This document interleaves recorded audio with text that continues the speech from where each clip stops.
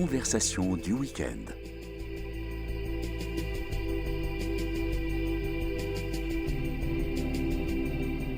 Aujourd'hui, carte blanche.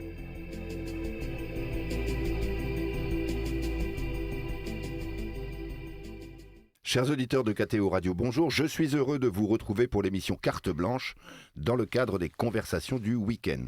Le principe de l'émission, vous commencez à le connaître, et bien chaque mois, KTO Radio donne carte blanche à une personnalité pour partager ses convictions et ses passions et lui propose d'inviter un ou plusieurs personnes de son choix. Aujourd'hui, nous donnons carte blanche à l'artiste peintre François-Xavier de Boissoudy. Bonjour François-Xavier de Boissoudy. Bonjour Guillaume. Alors bien sûr, vous vous en doutez, nous allons parler de peinture contemporaine, mais aussi de philosophie de l'art, de l'art comme expérience spirituelle. Mais avant cela, je vais vous présenter à nos auditeurs. Vous avez 59 ans, vous êtes diplômé de l'école supérieure d'art graphique Penningen à Paris. Vous êtes artiste peintre, je l'ai dit. Vous êtes converti au catholicisme en 2004 et vous vous êtes inscrit dans le mouvement d'art sacré contemporain. Vous exposez régulièrement, notamment à la galerie Guillaume à Paris, mais vous avez exposé aussi au Bernardin, j'ai vu ça. Alors la prochaine exposition, c'est à la galerie Guillaume. Son titre, Kéros, le moment favorable, avec un texte de l'écrivaine Sylvie Germain. Donc ça se tiendra du 12 mars au 30 avril 2026. Nous en reparlerons en cours d'émission. Alors François-Xavier de Boissoudy, vous avez la particularité d'allier peinture et littérature. Vous publiez des livres d'art et des catalogues avec des écrivains. En 2024, alors je cite les derniers parce qu'il y a une liste qui est longue comme le bras, comme on dit. Il y a Stat Crooks avec Sylvie Germain, Robert Redeker, Martin Stephens et Olivier Caplin. Et en 2022, Mystère avec Natalia Trouillet. Alors, vous avez choisi un invité, il s'agit de Thomas Sabourin, philosophe, auteur de l'ouvrage « L'art comme expérience spirituelle ». C'est publié aux éditions InFolio, mais en 2025, donc très récemment. Pourquoi avez-vous choisi d'inviter Thomas Sabourin ? Donc, j'ai choisi d'inviter un philosophe, donc Thomas Sabourin, qui est spécialisé, si je puis dire, en art.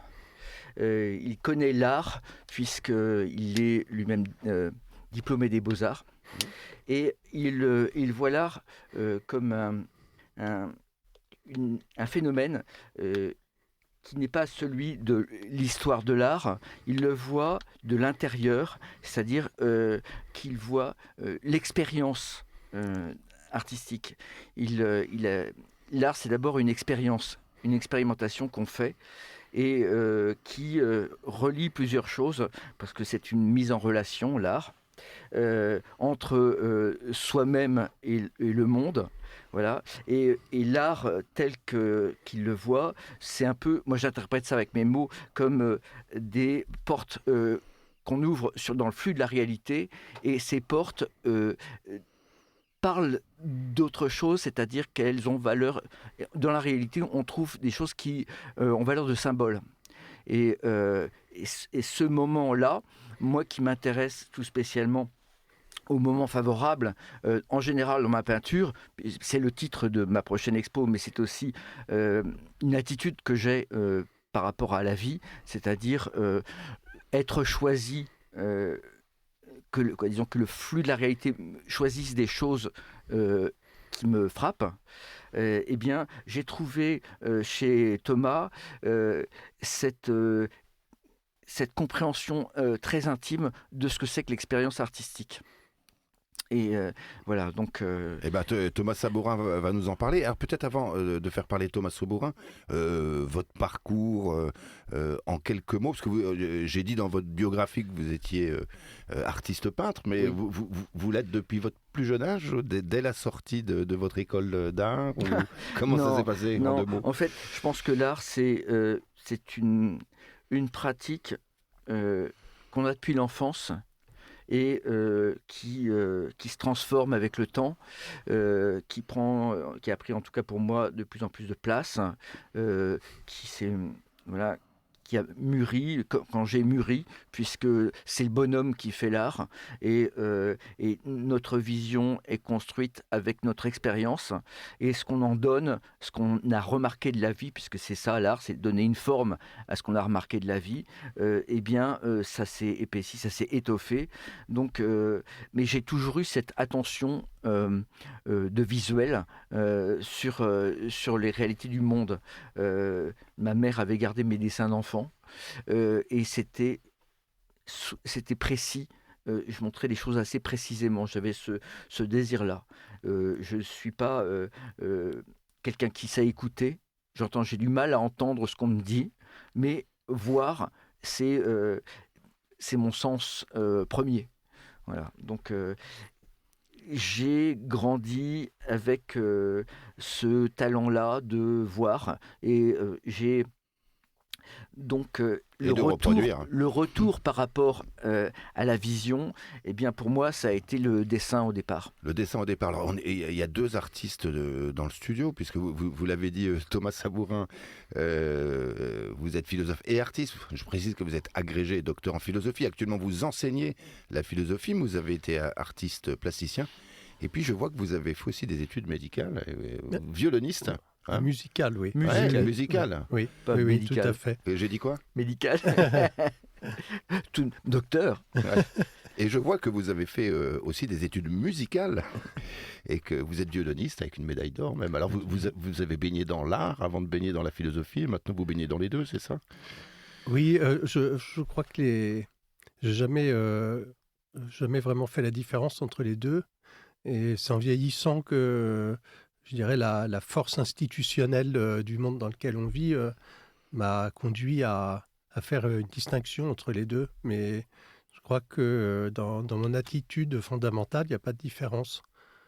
Pour moi, la philosophie que je pratique est de style phénoménologique. Et en fait, ce dont je me rends compte en essayant de faire de la philosophie de l'art, c'est que Merleau-Ponty l'avait remarqué déjà à son époque, les artistes font de la phénoménologie, c'est-à-dire vous pouvez définir ce terme phénoménologie. J'ai essayé de le définir de manière très simple et pas de manière, disons, verbale. Faire de la phénoménologie, ça n'est pas s'intéresser à ce que sont les choses, mais à la manière dont elles nous viennent à l'esprit. On ne se demandera jamais ce qu'est le visible, mais on s'interroge sur la manière dont on le voit. Et c'est précisément ce que font les peintres, de la même manière que les musiciens s'intéressent à la manière dont nous entendons. Comment se fait-il que d'un morceau de bois ou d'un morceau de métal, quelque chose émerge comme la musique ? Et là, on a vraiment une démarche phénoménologique. On se demande qu'est-ce qui se passe dans mon esprit à ce moment-là pour que ces impressions purement sensorielles s'articulent entre elles et deviennent quelque chose de tout autre. C'est une philosophie de l'expérience sensible, en quelque sorte? Alors, pas uniquement sensible, justement, mais effectivement, c'est vrai que la phénoménologie a écrit ses grandes, disons, a posé ses premiers jalons effectivement, essentiellement dans l'analyse de la perception, mais depuis notamment les années 50, l'après-guerre en France, parce que la France est devenue un petit peu le pays de la phénoménologie à cette époque-là, avec des grands noms comme Merleau-Ponty notamment. Depuis cette époque-là, la phénoménologie n'a cessé d'étendre, je dirais, son champ d'investigation à des phénomènes de moins en moins sensibles, et notamment jusque dans les années 90, où certains ont parlé, je cite, d'un tournant théologique de la phénoménologie.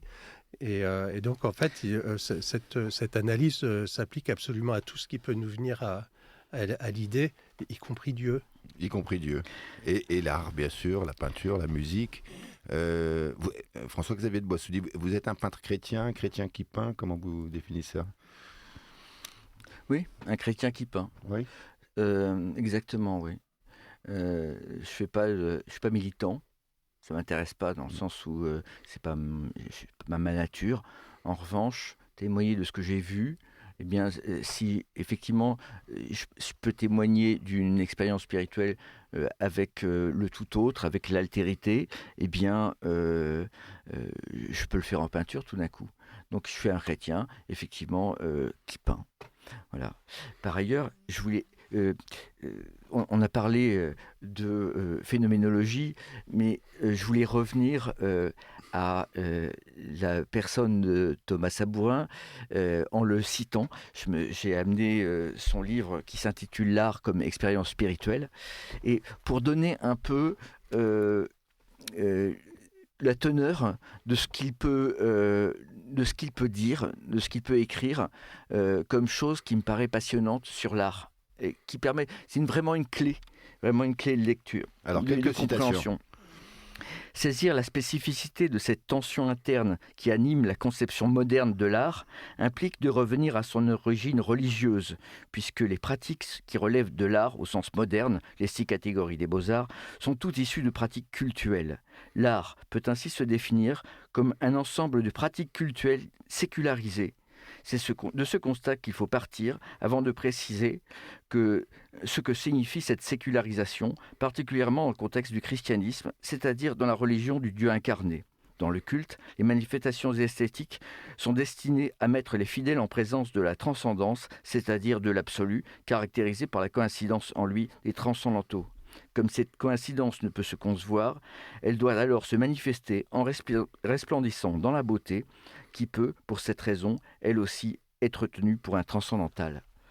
Donc, le fait d'avoir que l'art soit notamment contemporain, ou tout art, depuis très longtemps, soit une pratique culturelle sécularisée, c'est passionnant. Il donne comme exemple l'art au temps de la Renaissance. La Renaissance n'est plus une époque qui croit en Dieu, en gros. C'est une époque de connaissances qui font beaucoup plus sa spécificité sur la connaissance scientifique que sur la foi. Et donc, ils vont s'appuyer là-dessus. Et le paradigme qui était celui de la foi au Moyen-Âge va devenir celui de la perspective. C'est-à-dire qu'on va vous proposer un autre invisible que celui de Dieu. On va vous dire...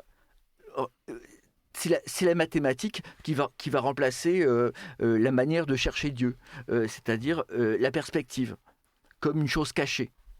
Voilà. Oui. Au lieu de chercher Dieu, l'invisible, ça va être les mathématiques, l'invisible.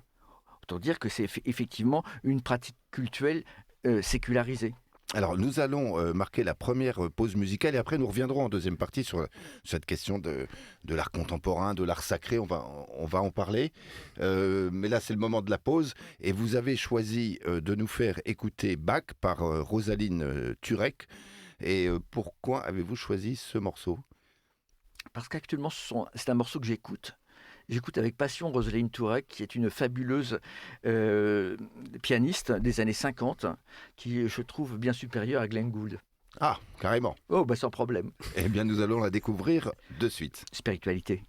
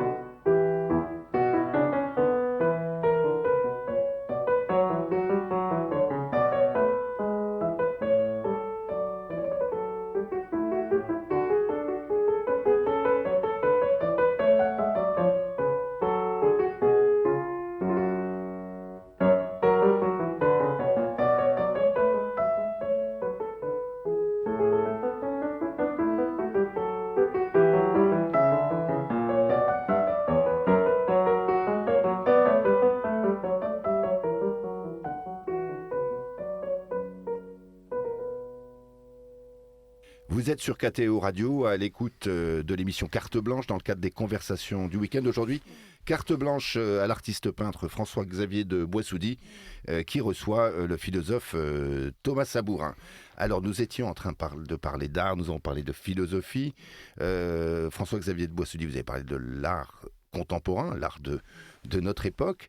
Et notamment, c'est mis en avant dans la présentation de votre future exposition à la Galerie Guillaume.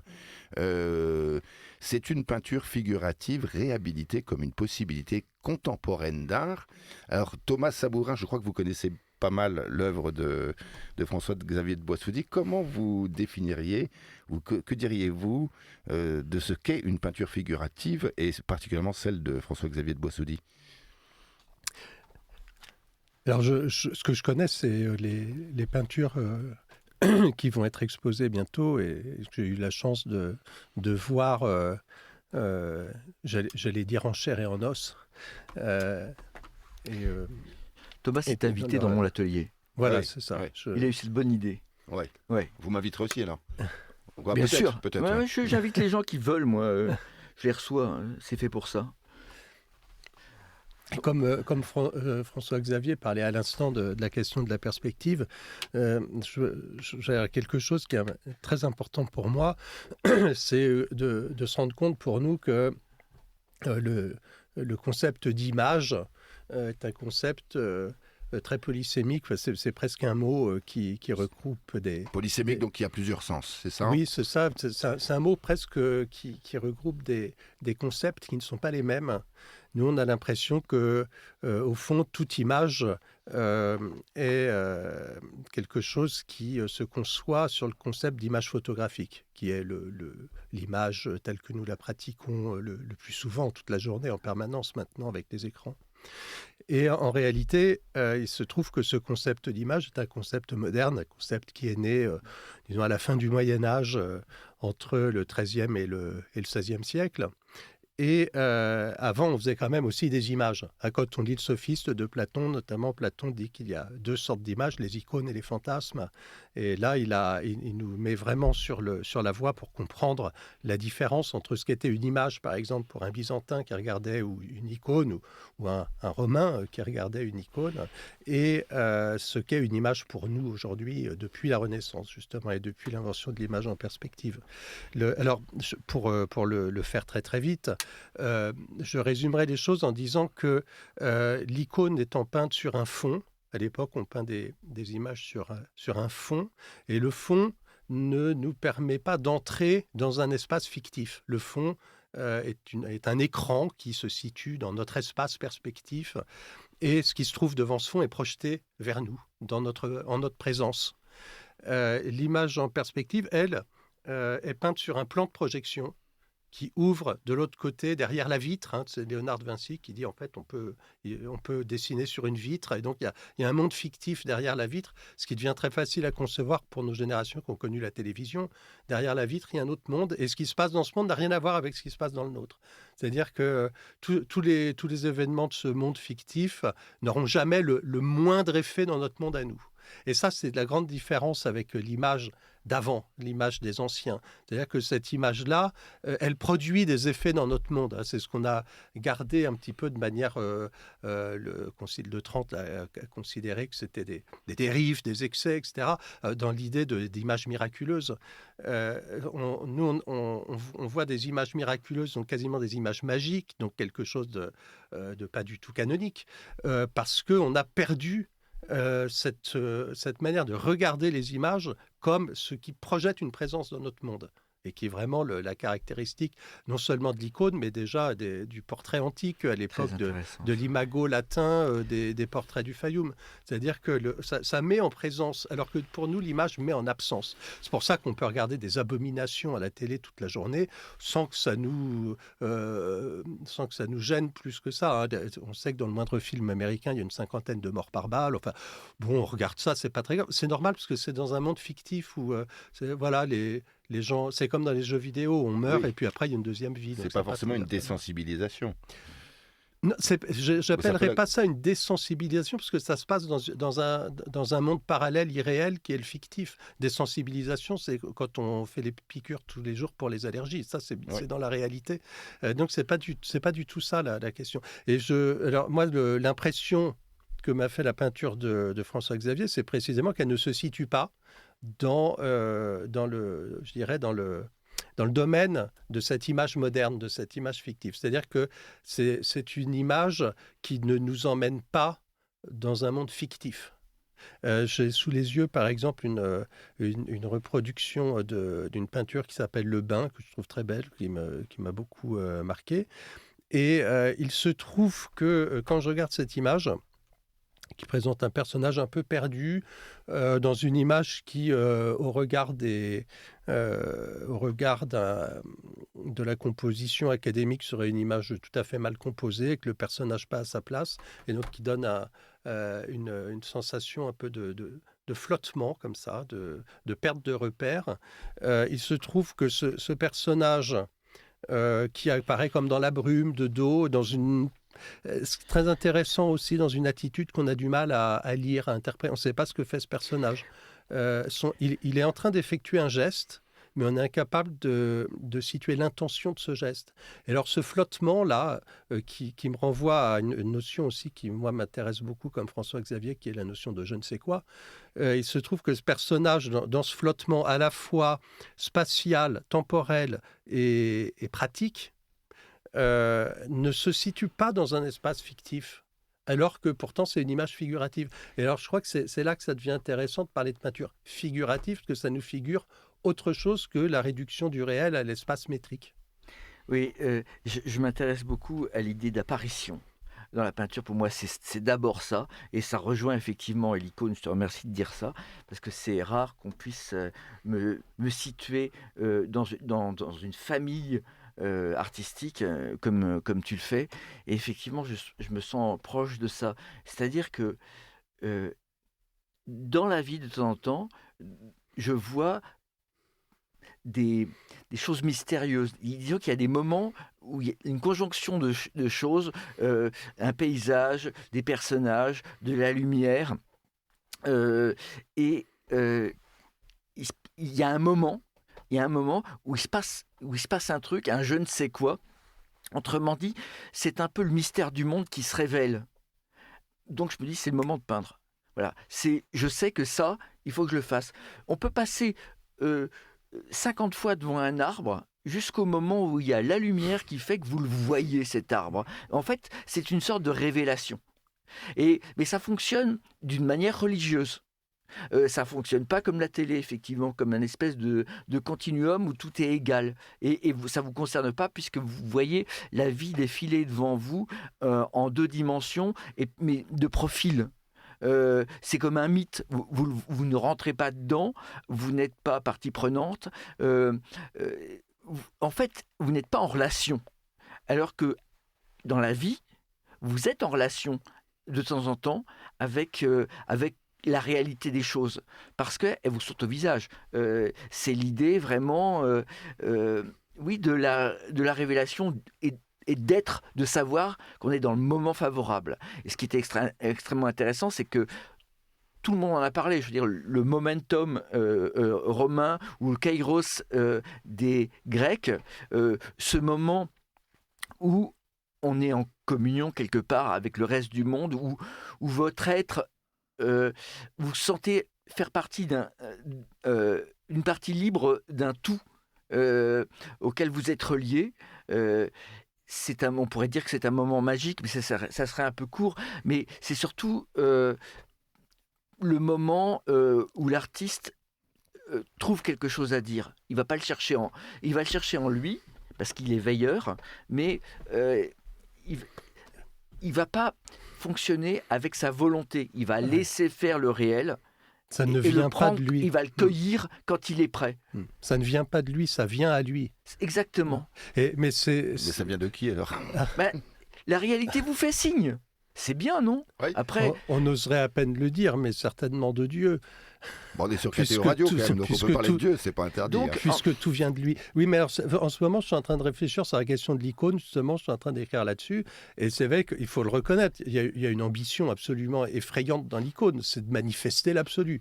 Donc c'est pour ça que je veux dire, on oserait le dire, parce que si jamais on a un iconoclaste en face de soi, on n'ose plus le dire, parce qu'il va nous dire, mais Dieu est infigurable, hein, qu'est-ce que vous faites avec à étaler de la couleur sur des bouts de bois ou sur des bouts de papier? exactement, il n'existe que sa manifestation. Et la première manifestation de Dieu pour les chrétiens, c'est l'apparition du visage. Oui. Ben voilà. Bien sûr. Et en Et plus, Dieu c'est prend un apparu visage. sur... On peut y croire ou pas, mais pour ceux qui y croient, et ça a fondé une civilisation, et ça a fondé une culture de l'image, il est apparu sur un bout de tissu. Oui. C'est quand même génial. Donc, mais l'apparition, c'est une chose qui vous vient, parce que c'est du révélé. Mais d'ailleurs, c'est pour ça que je dis, ça vient pas de l'artiste, ça lui vient, parce que la tradition du Mandilion, c'est ça. C'est-à-dire que c'est vraiment l'image à Kairopoyet. Donc c'est pas quelqu'un qui la fabrique, elle est donnée. Et après, le boulot... C'est une convocation à celui qui la voit Manifestation. d'exister à cet étalon-là qui est celui de l'absolu. Et le boulot, c'est d'être fidèle à ce qu'on a vu. Après, Alors la ça, chose oui. va être subjective. Ce qu'on va en sortir est subjectif parce que ça passe par soi. Oui. C'est toujours une histoire personnelle. Mais il faut être fidèle à ce qu'on a vu. Donc, on peut peiner, quoi, à faire, non pas une reproduction du réel, mais c'est vrai que on essaye de représenter le cadre où la manifestation a eu lieu. Alors ça peut être un grand paysage, ça peut être un portrait. En fait, c'est souvent la lumière qui va jouer le rôle de révélateur, et ça va nous permettre, quelque part, si je dis ça, mais de conjuguer le verbe être. C'est-à-dire que vous êtes, je suis, et on vit de manière concomitante, et il peut se passer ce moment où on se reconnaît. Et là, il y a matière à art. Voilà. Mais je pense que ce que tu dis me fait penser à une image, une peinture qui n'est pas là, enfin qui n'est pas sur ton dossier de presse pour l'exposition de la galerie, donc je ne l'ai pas sous les yeux, mais c'est une peinture où on voit un petit passage entre des bosquets qui débouchent sur un lointain un peu flou, très illuminé. Et là, je trouve qu'il y avait quelque chose enfin moi qui m'a beaucoup touché, justement parce que ça répondait aux analyses phénoménologiques que j'essaie de pratiquer et qui nous renvoie justement à cette question de l'image moderne et de l'icône. Dans le livre, il y a un passage dans lequel je compare deux images, je compare le Salvator Mundi attribué à Léonard de Vinci et la très très célèbre icône du Christ Pantocrator de Sainte Catherine du Sinaï. Ce qui est vraiment très intéressant, mais si on veut aller plus loin, qu'on prend le portrait moderne, par exemple, je parle aussi du condottiere de Antonello de Messine. Les gens sont très impressionnés par ce genre de portrait très très réaliste de la Renaissance, c'est-à-dire très photographique, et donc en réalité plus naturaliste que réaliste, parce que on s'approche, on voit les détails, les veines dans le blanc de l'œil, etc. Bon. Mais ce personnage qu'on voit représenter est dans son espace à lui, dans son espace fictif. Quand bien même il nous regarde en face, on peut se permettre de soutenir son regard et de l'observer comme une chose. C'est-à-dire qu'on peut vraiment... on est là en face de lui, il nous regarde et pourtant on sait qu'il ne nous voit pas. Alors, il y a la question de cette représentation. Alors, vous parliez de photographique, donc là, la photographie, elle représente presque précisément les choses. Alors, dans la peinture, le figuratif, on l'oppose à l'abstrait. On dit l'art contemporain, c'est l'abstrait. Vous, dans votre présentation de l'exposition, c'est ce qu'on dit, quoi, de manière très courte sans doute. Dans votre présentation de l'exposition, vous dites que vous parlez de réhabilitation de la peinture figurative. Alors, parce qu'elle avait été discréditée, il y a eu un combat, enfin l'abstrait. En France, comment ça s'est passé ? En France, c'est l'État qui gère la création. L'État qui gère la création. L'État... Gérer est un mot faible. Il oui. contrôle. contrôle. Effectivement, il y a un vrai contrôle d'État en France parce que c'est une république qui a le progrès comme drapeau, comme étendard, et que effectivement tout ce qui paraît réactionnaire doit être mis de côté. Dont le figuratif. Oui, le figuratif a très longtemps. Et le problème de ces gens qui vivent sur leur île, de l'État français, c'est qu'à côté, il y a des Anglais, des merveilleux peintres anglais figuratifs comme David Hockney, voilà. Il y a des Allemands figuratifs qui sont des immenses peintres. Je pense à Anselm Kiefer, par exemple, et en plus qui ont une outrecuidance de venir en France. Donc, en fait, pendant des années, ça a été interdit, la peinture. Là, ça fait quelques petites années. La peinture figurative. Oui, bien sûr. Parce que c'est très dangereux, la peinture figurative, dans le sens où il peut y avoir une relation à l'icône. Je pense que c'est ça le maître mot. C'est-à-dire qu'il peut y avoir un sens religieux. C'est des nouveaux iconoclastes. Bien sûr. Oui.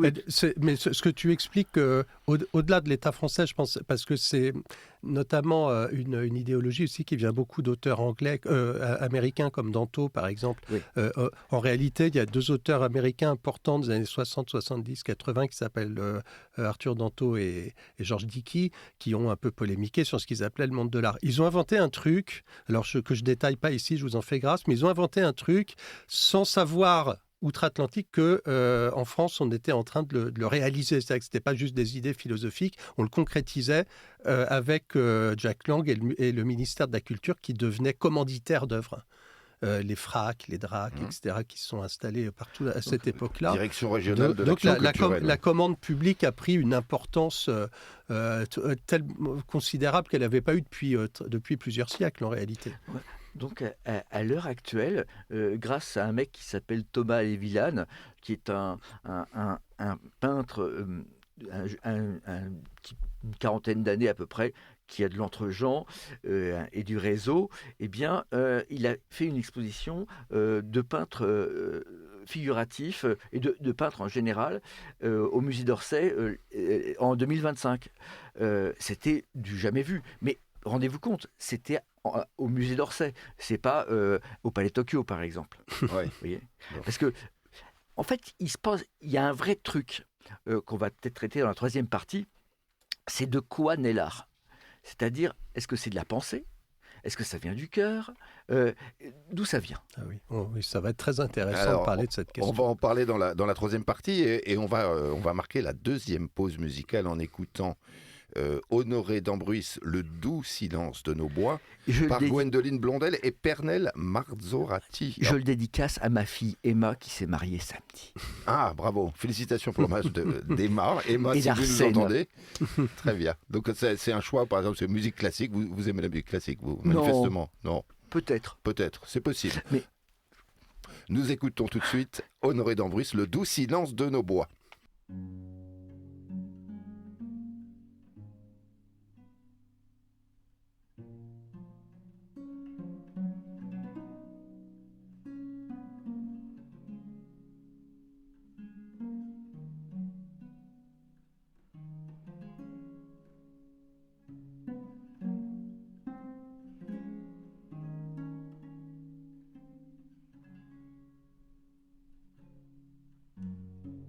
Le doux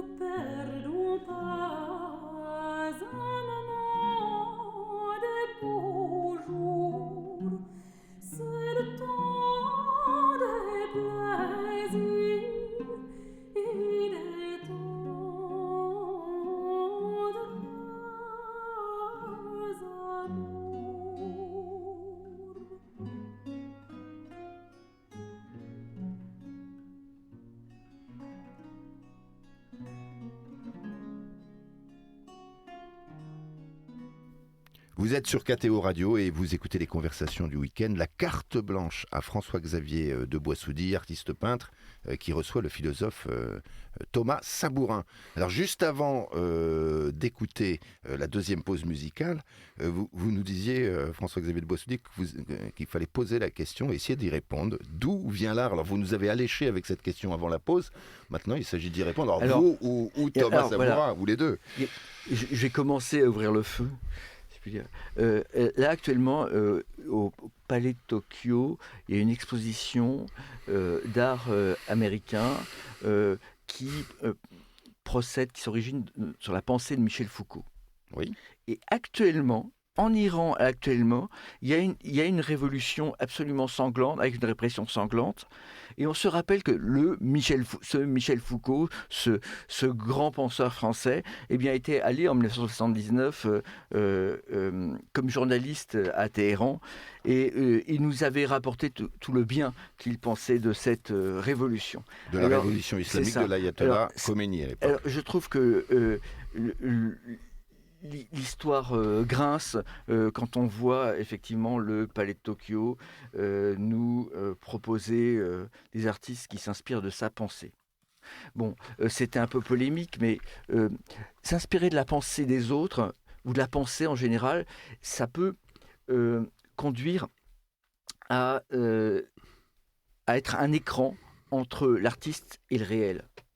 Et je trouve ça dommageable, parce qu'en fait, il y a des voies beaucoup plus courtes et beaucoup plus simples comme mode de réalité, enfin de mode de relation entre l'artiste et le réel. Ça s'appelle le sentiment, par exemple. C'est Corot qui en parle, en disant qu'il vaut mieux suivre son sentiment que suivre quelqu'un, parce que quand on suit quelqu'un, on est toujours derrière. Mais voilà, ça c'est Corot. Et voilà un mec qui se promène. Voilà un mec qui se promène et qui fait des kilomètres à pied tous les jours, et quand il le sent, il fait un tableau. Voilà. Je préfère cette attitude d'homme libre. Après, il y a des grands penseurs, mais on a en nous cette capacité à recevoir les signes qu'on peut tirer des images du réel quand ça se présente. Peut-être que tout le monde ne le peut pas, ça dépend de l'expérience qu'on a de la vie, mais et notamment de l'expérience de l'altérité. Mais c'est vrai qu'il faut sortir du fait de ne parler que de soi pour être dans une relation. Et c'est ça qui est intéressant, même si au départ, beaucoup d'artistes, et moi en premier, ont commencé à parler d'eux et de leur souffrance, ce qui n'est pas très intéressant. Donc passer à la relation, c'est beaucoup plus intéressant. Oui, ce que tu dis sur Corot, au fond, ça renvoie effectivement à un choix qu'on a à faire, mais quelle que soit notre activité, je pense artistiquement, mais dans la pensée aussi. Dans la pensée, quand on ne pense qu'à partir de ce qui a d'abord été pensé, à partir des livres, à partir de ce qui a été écrit, ça s'appelle de l'idéologie. Marx a très bien expliqué ça dans l'idéologie allemande. Il explique que l'idéologie, c'est des idées qui sont faites à partir d'autres idées.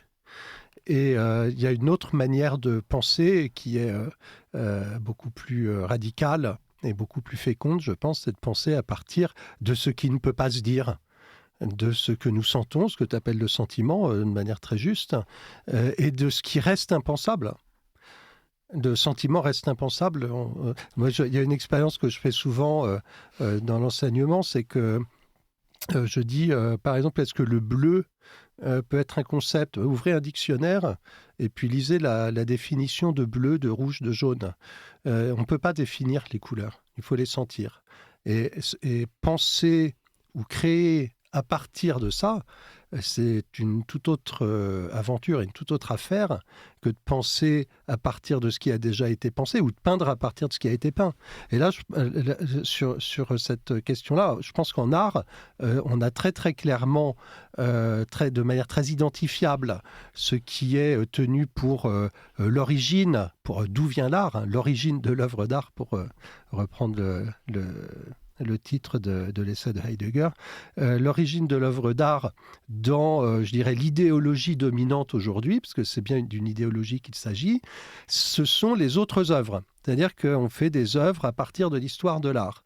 Et pour que ces œuvres puissent recevoir un cachet d'originalité, eh bien, il faut qu'elles diffèrent de celles qui ont été faites avant.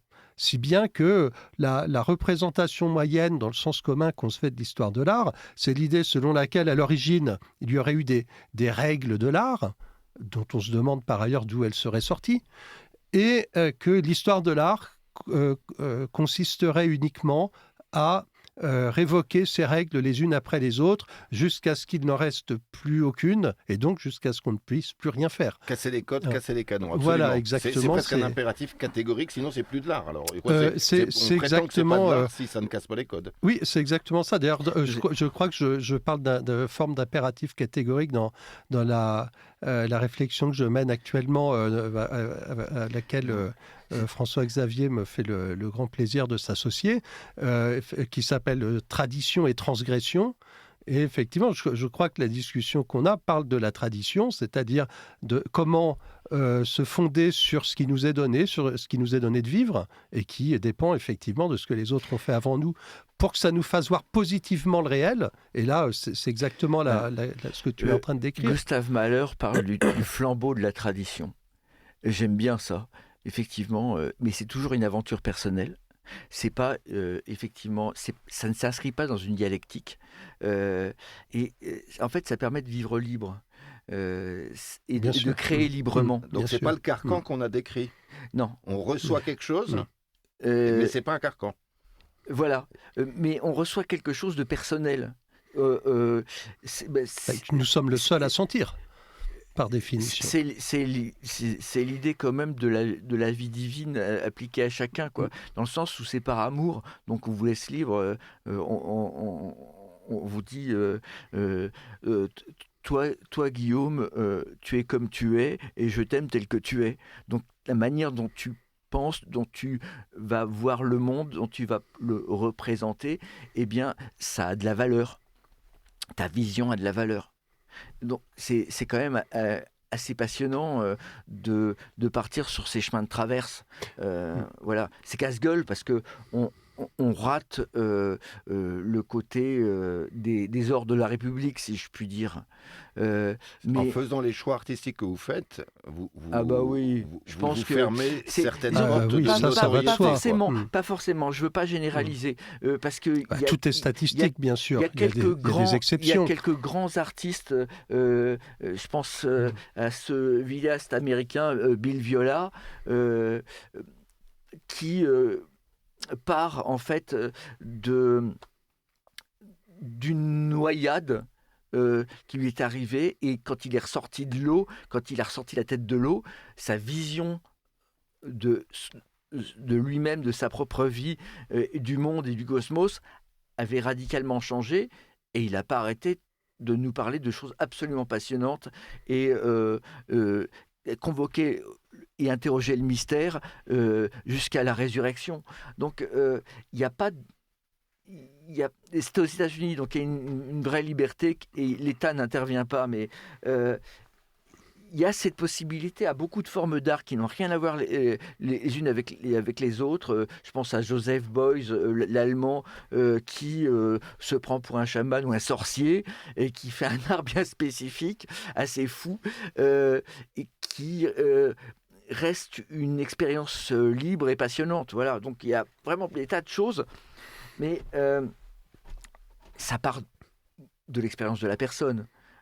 Et de ce qu'elle a su voir et de ce qu'elle a su redonner. C'est donner une forme, l'art, donner une forme à l'expérience.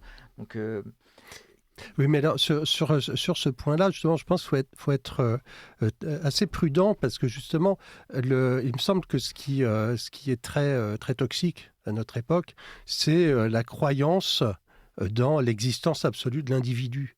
Les individus ne surgissent pas comme ça, de nulle part. Je veux dire, on est absolument formé par un contexte de vie, par des choses extrêmement concrètes. D'abord, des attitudes, des gestes, des odeurs, des couleurs, des manières de marcher, etc. Il y a une dépendance, oui. On est le fruit d'une lignée culturelle. Et c'est un peu aujourd'hui une sorte de fantasme de la liberté inconditionnée, c'est-à-dire que je pourrais faire absolument ce que je veux, et c'est terrible parce que je suis conditionné par mon enfance, etc. Alors que c'est un don d'être conditionné dans son enfance, c'est-à-dire qu'on nous donne des outils, notamment par rapport à l'art. Il n'y a pas longtemps, j'ai lu un article qui prétendait que justement la tradition de l'icône serait une tradition abominablement répétitive dans laquelle il n'y a aucune originalité, etc., parce que c'est cadré par des codes, par des normes extrêmement strictes. Mais mettez quelqu'un devant un clavier de piano qui ne connaît pas du tout la musique et dites-lui, vas-y, invente, sois libre, comme tu es libre puisque tu ne connais pas la musique tonale, la musique dodécaphonique, etc. Tu ne connais rien, donc tu as aucune limite à ce que tu pourrais faire. Et quand on met les gens devant un clavier comme ça et qui ne connaissent rien à la musique, ils sont incapables de rien inventer. Pour avoir une expression musicale vraiment originale, libre, il faut au contraire maîtriser au plus haut degré les codes qui ont été livrés par la tradition. C'est le cas dans les grandes familles de musiciens, les Mozart, les Bach, les Beethoven, etc. C'est des gens qui, à l'âge de 5 ans, avaient déjà intégré les codes, alors ils étaient libres à l'intérieur des codes. Et c'est ça la tradition. Oui, c'est ce qu'a expliqué le pianiste Jérôme Ducrot au Collège de France dans une leçon qu'il a donnée, notamment sur la musique atonale, par opposition à la musique tonale. Donc la musique atonale, c'est la musique sans tonalité. C'est ce qu'on entend quand on met ses coudes sur le clavier, etc. Oui, attention, la musique atonale, ça peut désigner plein de formes de musique. Là, je vais droit au but. Mais il a expliqué qu'en fait, la musique est un langage. C'est un langage, il y a un vocabulaire, donc il y a effectivement des règles, et on ne peut se référer qu'à ce langage. Et si on veut s'affranchir de ce langage, finalement, on perd toute liberté parce qu'on veut toujours aller plus loin. Bien sûr. Et finalement, on n'arrive jamais à aller plus loin que le dernier plus loin auquel on est allé. Et surtout, ce qu'on dit reste avec la langue, c'est encore plus évident. Ce qu'on dit devient incompréhensible aux autres, et à soi-même d'ailleurs. Et c'est un langage, la peinture aussi, une forme de langage alors. Oui. Disons qu'il y a une chose qui me vient là, c'est une espèce d'éthique de l'art. C'est l'idée de l'éthique en art. C'est-à-dire savoir comme n'importe quel individu, effectivement, qu'on est issu d'un couple, qu'on a une histoire avant soi, et j'espère qu'on en aura une après. Voilà, qu'on fait partie, non, qu'on n'a pas des chaînes, mais qu'on a des choses à se passer parce que l'histoire humaine fait que l'expérience des autres est extrêmement importante. On ne va pas créer tout tous les matins. C'est l'idée. En revanche, on peut apporter des inflexions en respectant effectivement ce qui a été fait avant. C'est pour ça que je parle d'éthique. En n'étant pas fixé sur la tradition du métier, des choses comme ça, mais plutôt la tradition de rentrer en relation avec un Dieu qui nous libère, si j'ose dire. Et c'est-à-dire un Dieu personnel. Voilà. C'est-à-dire, oui, être être dans une relation d'amour, ça permet vraiment d'être libre. Mais aimer, ça ne veut pas dire exclure, ça veut dire prendre avec soi. Donc c'est ça aussi, peindre, travailler l'art d'une manière libre. C'est bien ce qui a été fait avant, mais c'est à nous, avec notre vision, à faire quelque chose de ce qu'on voit aujourd'hui. Mais ce qu'on voit aujourd'hui n'est pas ce qui était hier, mais le fait que ça soit aujourd'hui fait qu'on va le faire différemment. Mais je mets ça en lien avec ce que tu dis sur l'eau, parce que tu utilises l'eau dans ta peinture. Et ce que tu expliques sur l'eau, c'est que ce qui est passionnant, c'est qu'on ne la maîtrise pas complètement. C'est-à-dire qu'on initie un processus et puis on ne sait pas exactement comment ça va tourner. Et c'est là que surgit ce qu'on peut décider de garder ou pas. Voilà. Je laisse l'eau peindre, effectivement. Alors, je joue avec. Et dans les 3-4 minutes qui nous restent, quand même, disons un mot sur l'exposition. Kairos, donc le moment favorable, le momentum. Oui. Vous avez choisi ce terme. Quelle est l'intention de l'auteur, en quelque sorte, comme on disait à l'école? Je retiens de la vie pour peindre ces moments où j'ai senti qu'il se passait quelque chose. On a parlé tout à l'heure de un je ne sais quoi. Il y a des moments où on sent qu'il se passe un truc, qu'il y a une conjonction de choses qui sont là. Par exemple, une ambulance dans ma rue, la nuit, qui fait un halo bleu. Tout est silencieux. C'est donc un événement. Elle est arrêtée au milieu de la rue, l'ambulance, dans cette rue sombre. Et je me dis, en voyant juste les gyrophares, les lueurs bleues, il se passe quelque chose. Et en fait, je ne réalise pas que ça peut avoir une valeur morale, ce que je fais. Mais je suis juste étonné de ce que je vois. Mais en fait, c'est aussi des gens qui en sauvent d'autres dans le plus grand des silences. La nuit étant tombée. Ça peut raconter ça aussi. Donc, il faut se fier à son intuition. Et parce qu'on perçoit enfin des choses, la vie des autres, et on perçoit aussi qu'on participe de cette même vie, et on essaye quelque part aussi de rendre grâce de ce qu'on a vu par la peinture. Alors quelques mots, Thomas Sabourin, sur ce Kairos, c'est un mot grec. Oui. Alors, il nous reste une petite minute, mais puisque vous avez été initié au secret de l'atelier de François-Xavier de Boissoudy, c'est ce qu'on révèle aujourd'hui très officiellement sur KTO Radio, vous savez un peu ce qu'on va voir à la Galerie Guillaume. Oui. Alors, le très Kairos, précisément même. Sur ce Kairos. Moi, ce que je trouve intéressant et ce qui m'a marqué dans ce que j'ai vu, c'est que j'interprétais peut-être les choses un tout petit peu différemment, mais ça à partir de mon point de vue philosophique. Je crois que ce que tu sens dans ce que tu appelles Kairos, c'est que précisément, il y a la réalité telle que nous la vivons dans le sentiment de manière immédiate, et puis il y a les codes qui nous ont été légués par une tradition et qui nous permettent d'en faire quelque chose, parce qu'autrement, quand on est, Bergson aurait dit ça, quand on est en présence même de la réalité, on est submergé, on ne peut rien faire. Et justement, je crois que ce que tu sens très très bien, ce que tu dis aussi très bien, c'est qu'un artiste, ça réussit à aborder la réalité avec les outils qu'on lui a légués. Puis à certains moments, il sent bien que le réel est vraiment en excès par rapport à ce qu'on est capable d'en faire. Et c'est ce moment de défaillance où un poète dirait par exemple, mais c'est indicible. Et c'est précisément parce que ce qui est indicible, c'est quand même manifesté à moi, que je me trouve convoqué à le dire. Quand on est face au mystère, on fait des tableaux, on fait de l'art. Voilà, c'est tout. Quand on est dépassé, on fait de l'art. On fait de l'art. Alors, François-Xavier de Boissoudy, cette carte blanche touche à sa fin, vous ne regrettez pas d'être venu? Non, ça va. Merci Guillaume. Et vous ne regrettez pas d'avoir invité Thomas Sabourin non plus? Surtout pas, au contraire. Pour moi, c'est vraiment une découverte. Eh ben, en tout cas, merci à tous les deux d'avoir accepté de participer à cette émission. Merci infiniment. Merci, chers auditeurs, pour votre fidélité à l'écoute des conversations du week-end. Oui, un dernier mot. L'exposition commence le 12 mars et finit le 30 avril à la Galerie Guillaume, rue de Penthièvre à Paris. Paris, quel arrondissement? 8e. Paris 8e. Et il y a un vernissage le 12 mars. Exactement. Très bien, qui est ouvert au public. Oui, absolument. Très bien. Et ben, et donc, le moment favorable. C'est le moment favorable d'aller voir l'exposition de François-Xavier de Boissoudy. Cette émission touche à sa fin. J'ai remercié tout le monde, y compris les auditeurs. Je remercie Pierre qui a assuré la réalisation technique de cette émission, ainsi que Tom qui l'a assisté dans cette tâche ô combien importante. À bientôt, chers auditeurs.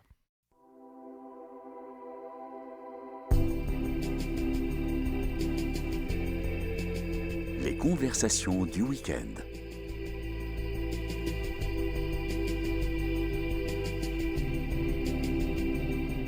Aujourd'hui, carte blanche.